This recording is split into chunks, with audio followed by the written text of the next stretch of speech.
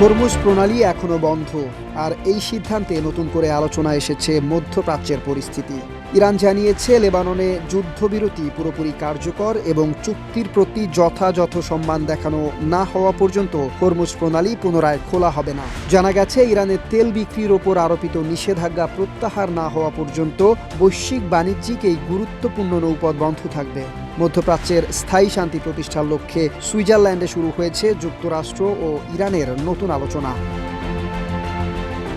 এদিকে কাতার নিশ্চিত করেছে, এই বৈঠকে যুক্তরাষ্ট্র, ইরান, কাতার ও পাকিস্তানের প্রতিনিধিরা অংশ নিচ্ছেন। তাদের আশা, এই আলোচনা একটি ব্যাপক ও দীর্ঘস্থায়ী চুক্তির দিকে এগিয়ে যাবে। 72 ঘন্টা ময়েশ্চার লক সমৃদ্ধ লিলি বডি ওয়াশ শিয়া বাটারের গুডনেস স্কিন রিপেয়ার করে রাখে সফট ও গ্লোয়িং। অন্যদিকে ইরানের রাষ্ট্রীয় গণমাধ্যম জানিয়েছে, লেবাননের পূর্ণাঙ্গ যুদ্ধবিরতি এবং ইরানের অবরুদ্ধ সম্পদ সচল করার বিষয়েও আলোচনা চলছে।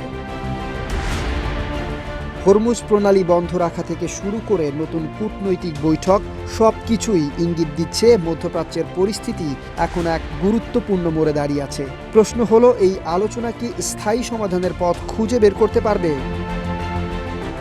Desk report, Dhaka post.